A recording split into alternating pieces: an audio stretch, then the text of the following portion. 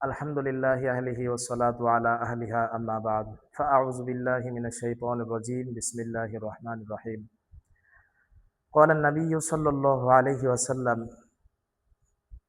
আবগাযুল হালালি ইনদাল্লাহি আত-তালাক আও কামা ক্বালা আলাইহি সালাতু ওয়াসসালাম। সম্মানিত দর্শকবৃন্দ, আশা করি আপনারা সকলেই ভালো আছেন। বেশ কিছুদিন যাবৎ একটা বিষয় নিয়ে আলোচনা করার প্রয়াস ছিল মনের মধ্যে।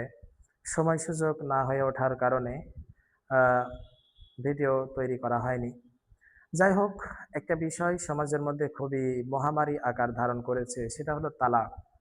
দেখুন, তালাক শব্দটা মূলত তালাকের অধিকার একমাত্র পুরুষকে দেওয়া হয়েছে। এজন্য এই শব্দটা প্রয়োগের ক্ষেত্রে যথেচ্ছা যেখানে সেখানে ব্যবহার করা বা রাগ উঠলেই শব্দটা ব্যবহার করা থেকে বিরত থাকা চাই একজন পুরুষের। এজন্য আমি তো বলি যে একজন পুরুষ যে কিনা পুরুষ বিবাহ করেছে তার আহ, তালাক শব্দটা ভুলে যাওয়া উচিত। তালাক বলতে দুনিয়াতে কিছু আছে, এই শব্দটাই ভুলে যাওয়া উচিত। কারণ এটা এমন একটা শব্দ, হাদিসের মধ্যে আসছে সালাসাতুন জিদ্দুহুন্না জিদ্দুন ওয়া হাজলুহুন্না জিদ্দুন।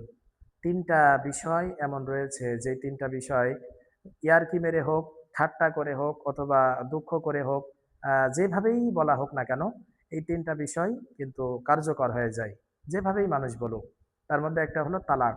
তালাক শব্দটা যদি কেউ তার নিজ স্ত্রীর সাথে ইয়ারকি মেরেও বলে অথবা ঠাট্টা করেও বলে অথবা হাসি মজাক ছলে বলে, তারপরেও কিন্তু এটা কার্যকর হয়ে যায়।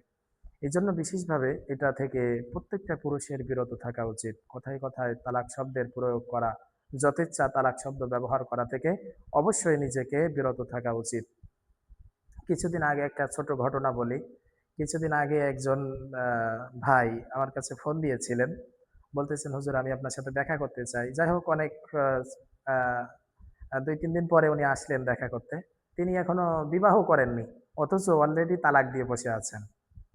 এটা খুবই দুঃখজনক বিষয় যে তিনি বলতেছেন যে, হুজুর আমি বলে বিবাহ করিনি, কিন্তু আমি বলেছি আমার স্ত্রী তালাক।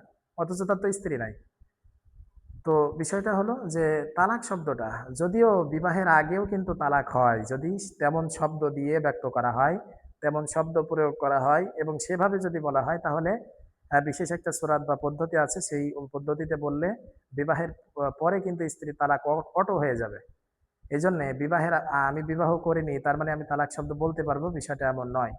যদিও বিবাহ করি অথবা না করি, যেই হই না কেন, একজন পুরুষ মানুষের তালাক শব্দ ভুলে যাওয়া উচিত। এটা যথেচ্ছা ব্যবহার থেকে নিজেকে বিরত রাখা উচিত। আল্লাহ আমাদের সকলকে তৌফিক দান করুন।